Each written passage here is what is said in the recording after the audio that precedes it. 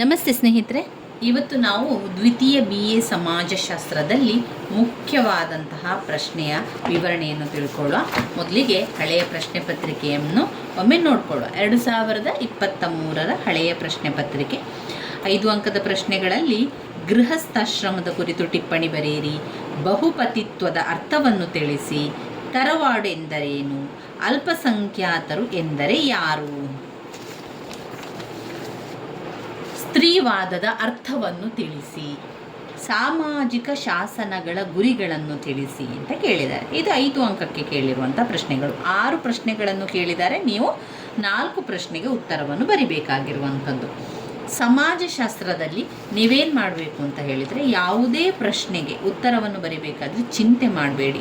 ನೀವು 1 ಸೆಕೆಂಡುಗಳ ಕಾಲ ನಿಮ್ಮ ಸುತ್ತಮುತ್ತಲಿರುವಂತಹ ವಿಚಾರ ಯಾವುದಿದೆ ಅಥವಾ ನೀವು ಕೇಳಿರುವಂತಹ, ನೀವು ನೋಡಿರುವಂತಹ ಯಾವುದಾದ್ರೂ ಸಮಾಜದಲ್ಲಿ, ನಿಮ್ಮ ಸುತ್ತಮುತ್ತ ಸಮಾಜದಲ್ಲಿ ಇರುವಂತಹ ವಿಷಯವನ್ನೇ ತಗೊಂಡು ಅದನ್ನು ಆಯ್ಕೆ ಮಾಡಿಕೊಂಡು ಅದನ್ನು ಬರ್ಕೊಳ್ಳಿ. ಗೊತ್ತಿಲ್ಲ ಅಂತ ಹೇಳಿ ಚಿಂತೆ ಮಾಡಬೇಡಿ, ಅಥವಾ ಗೊತ್ತಿಲ್ಲ ಅಂತ ಹೇಳಿ ತುಂಬಾ ಸಮಯ ಅದರ ಬಗ್ಗೆ ಯೋಚನೆ ಮಾಡ್ತಾ ಹೋದರೆ ನಮಗೆ ಎಲ್ಲ ಪ್ರಶ್ನೆಗೆ ಉತ್ತರವನ್ನು ಬರೀಲಿಕ್ಕೆ ಸಾಧ್ಯ ಆಗೋದಿಲ್ಲ. ಆದ್ದರಿಂದ ನೀವೇನು ಮಾಡಬೇಕು, ಈಗ 5 ಅಂಕದ 6 ಪ್ರಶ್ನೆಯನ್ನು ನೋಡ್ಕೊಳ್ಳಿ. ಅದರಲ್ಲಿ ನಿಮಗೆ ಗೊತ್ತಿರುವುದನ್ನು ಗುರುತನ್ನು ಹಾಕ್ಕೊಳ್ಳಿ, ಯಾವುದನ್ನು ಬರಿಬೇಕು ಅಂತ. ಇನ್ನುಳಿದಿರುವಂತಹ ಪ್ರಶ್ನೆ ಬಂದಾಗ ನೀವೇನು ಮಾಡಿ, ಜನರಲ್ ಆಗಿರುವಂತಹ ವಿಷಯನ ಆಯ್ಕೆ ಮಾಡ್ಕೊಂಡು ಬರೀರಿ. ಎಷ್ಟೋ ಸಲ ಏನಾಗ್ತದೆ ಅಂದರೆ 5 ಅಂಕದ ಪ್ರಶ್ನೆಗಳನ್ನು ಅವರು ಎಲ್ಲಿಂದಲೂ ಕೊಟ್ಟಿರ್ತಾರೆ, ಅಥವಾ ಆ ಒಂದು 5 ಅಂಕದ ಪ್ರಶ್ನೆ ಯಾವುದನ್ನು ಕೂಡ ನಾವು ಓದಿರುವುದಿಲ್ಲ, ಅಂತಹ ಪ್ರಶ್ನೆಯನ್ನೇ ಅವರು ಕೊಡ್ತಾರೆ. ಆವಾಗ ನಮಗೇನಾಗ್ತದೆ, ಕನ್ಫ್ಯೂಸ್ ಆಗಲಿಕ್ಕೆ ಸ್ಟಾರ್ಟ್ ಆಗ್ತದೆ. ನಾನು ಒಂದು ಕೂಡ ಓದ್ಕೊಳ್ಳಿಲ್ಲ, ಇನ್ನೆಂತ ಮಾಡೋದು, ಒಂದು ಕೂಡ ನಾನು ಓದಿರುವಂಥದ್ದು ಬರಲಿಲ್ಲ, ನಾನು ಹೇಗೆ ಉತ್ತರ ಬರೆಯುವುದು ಅಂತ ನೀವು ಚಿಂತೆ ಮಾಡಿಕೊಂಡು ಕೂತ್ಕೊಂಡ್ರೆ ಉಳಿದಿರುವಂತಹ ಉತ್ತರ ಕೂಡ ನೆನಪಿಗೆ ಬರುವುದಿಲ್ಲ, ಅಲ್ಲದೆ ನಮಗೆ ಗೊತ್ತಿರುವಂಥ ಕೆಲವೊಂದು ವಿಷಯಗಳು ಕೂಡ ಮರ್ತೋಗ್ತದೆ. ಆದ್ದರಿಂದ ಆ ರೀತಿ ಮಾಡುವುದರ ಬದಲು ನೀವೇನು ಮಾಡಬೇಕು, ಈ 5 ಅಂಕದ ಪ್ರಶ್ನೆಗಳನ್ನು 6 ಪ್ರಶ್ನೆಗಳನ್ನು ಓದ್ಕೊಳ್ಳಿ. ಅದರಲ್ಲಿ ನಿಮಗೆ ಗೊತ್ತಿರುವಂಥದ್ದನ್ನು ಗುರುತು ಹಾಕ್ಕೊಳ್ಳಿ. ನೀವು ಯಾವ ಪ್ರಶ್ನೆಗೆ ಉತ್ತರವನ್ನು ಬರಿತೀರಿ ಅಂತ ನೋಡ್ಕೊಳ್ಳಿ. ಇನ್ನುಳಿದಿರುವಂಥದ್ದನ್ನು ನೀವು ಜನರಲ್ ಆಗಿರುವಂತಹ, ಅಂದರೆ ನಮ್ಮ ಸುತ್ತಮುತ್ತಲಿರುವಂಥ ವಿಷಯ ಅಂತ ಆಗಿದ್ದರೆ ಅದನ್ನು ಆಯ್ಕೆ ಮಾಡಿಕೊಳ್ಳಿ. ಈಗ ಗೃಹಸ್ಥಾಶ್ರಮ ಅಲ್ಲ ನಾವು ಬರಿಬೋದು. ಬಹುಪತಿತ್ವ ಅಂದರೆ ತುಂಬ ಮದುವೆ, ಒಂದು ಹೆಂಡತಿ, ಬಹುಪತಿತ್ವ ತುಂಬ ಜನ ಪತಿಯರಿರುವಂಥದ್ದು. ತರವಾಡು ಎಂದರೇನು, ಅಲ್ಪಸಂಖ್ಯಾತರು ಅಂದರೆ ಯಾರು, ಆಮೇಲೆ ಸ್ತ್ರೀವಾದದ ಅರ್ಥ, ಸಾಮಾಜಿಕ ಶಾಸನಗಳ ಗುರಿಗಳನ್ನು. ಈ ರೀತಿಯಾಗಿರುವುದರಲ್ಲಿ ನಿಮಗೆ ಯಾವುದು ಜನರಲ್ ಅಂತ ಅನಿಸ್ತದೆ, ನಿಮಗೆ ಯಾವುದು ಬರಿಬೋದು ಅಂತ ಅನಿಸ್ತದೆ, ಅದನ್ನು ಆಯ್ಕೆ ಮಾಡಿಕೊಂಡು ಅದಕ್ಕೆ ಸಂಬಂಧಪಟ್ಟಂತೆ ಕೆಲವೊಂದು ವಿಷಯಗಳನ್ನು ಬರಿತಾ ಹೋಗಿ. 1-1.5 ಪುಟದಷ್ಟು ಬರೆದ್ರೆ ಆಯಿತು. ಕೆಲವೊಂದು ಪಾಯಿಂಟ್ಸ್ಗಳನ್ನೆಲ್ಲ ಹಾಕಿ, ನಿಮ್ಮದೇ ಆದ ಒಂದು ಪಾಯಿಂಟ್ಸ್ಗಳನ್ನು ಹಾಕ್ಕೊಂಡು ಬರಿತಾ ಹೋಗಿ ಸ್ನೇಹಿತರೆ. ಈ ರೀತಿಯಾಗಿ ಮಾಡಿಕೊಂಡ್ರೆ ಆಯಿತು. ಇನ್ನು ವಿಭಾಗ B ಅಂತ ಬಂದಾಗ 10 ಅಂಕದ ಪ್ರಶ್ನೆಗಳು ಬರುವಂಥದ್ದು. ಅವರು 5 ಪ್ರಶ್ನೆಗಳನ್ನು ಕೊಡ್ತಾರೆ, ನೀವು 3 ಪ್ರಶ್ನೆಗೆ ಉತ್ತರವನ್ನು ಬರಿಬೇಕಾಗಿರುವಂಥದ್ದು.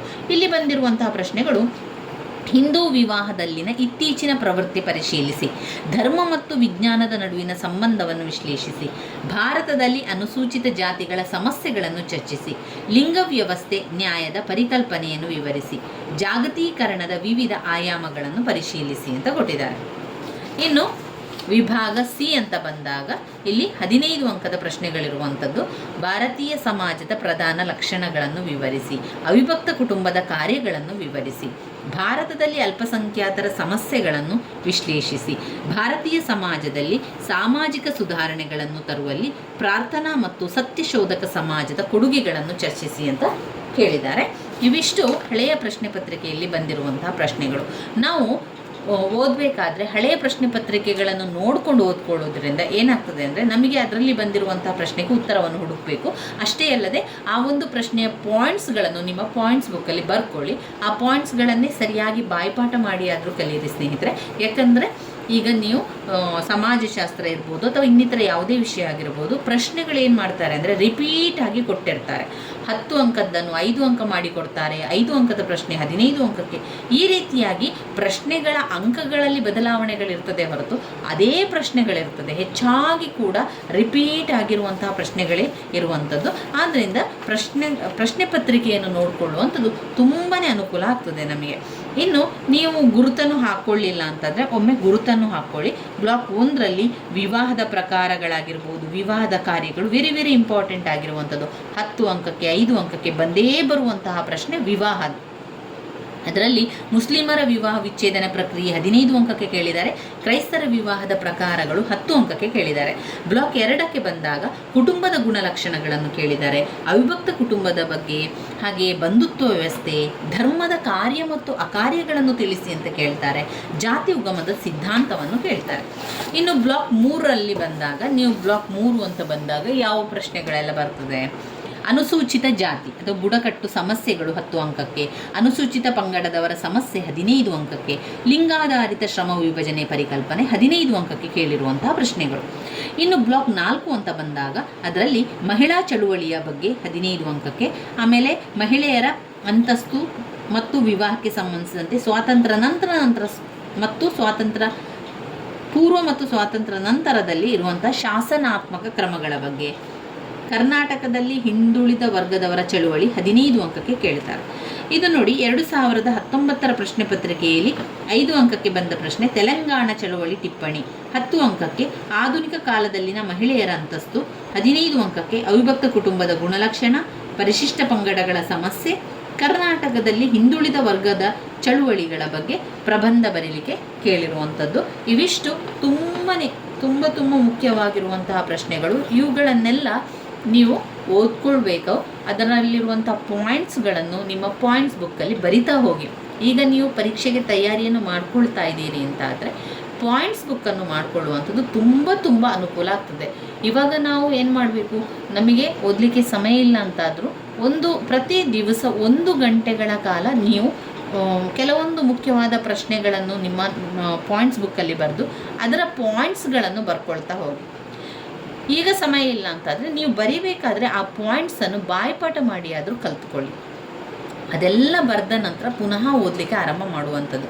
ಈ ರೀತಿಯಾಗಿ ಪರೀಕ್ಷೆಗೆ ತಯಾರಿಯನ್ನು ಮಾಡಿಕೊಂಡ್ರೆ ಪರೀಕ್ಷೆಯ ಸಮಯದಲ್ಲಿ ಕೂಡ ತುಂಬಾ ಅನುಕೂಲ ಆಗ್ತದೆ. ಹಾಗೆ ಪರೀಕ್ಷೆಗೆ ಬರೆಯುವಾಗ ನಮಗೆ ಎಲ್ಲವೂ ಕೂಡ ನೆನಪಾಗ್ತಾನೆ ಹೋಗ್ತದೆ. ಈ ರೀತಿಯಾಗಿ ಮಾಡ್ಕೊಳ್ತಾ ಹೋಗಬೇಕು.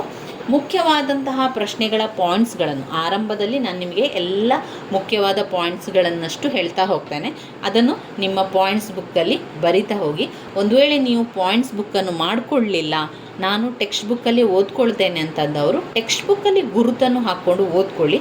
ಟೆಕ್ಸ್ಟ್ ಬುಕ್ಕಲ್ಲಿ ಕೂಡ ಓದ್ಕೊಳ್ತಾ ಹೋಗ್ಬೋದು. ಒಂದು ವೇಳೆ ನಿಮಗೆ ಟೆಕ್ಸ್ಟ್ ಬುಕ್ಕುಗಳೆಲ್ಲ ಸಿಗಲಿಲ್ಲ, ಸಾಫ್ಟ್ ಕಾಪಿಯಲ್ಲಿ ನಮಗೆ ಕೊಟ್ಟಿದ್ದಾರೆ ಅಂತಾದರೆ ಅಂಥ ಸಂದರ್ಭದಲ್ಲಿ ತುಂಬಾ ಕಷ್ಟ ಆಗ್ತದೆ ಓದಲಿಕ್ಕೆ, ಆಮೇಲೆ ಹುಡುಕ್ಲಿಕ್ಕೆ, ಅದ ಮೇಲೆ ಪ್ರಿಂಟ್ ತೆಗಿಬೇಕು, ಆ ರೀತಿಯ ಕೆಲಸಗಳೆಲ್ಲರೋದ್ರಿಂದ ನೀವೇನು ಮಾಡಿ ಒಂದು ಪಾಯಿಂಟ್ಸ್ ಬುಕ್ ಅಂತ ಮಾಡಿಕೊಳ್ಳಿ.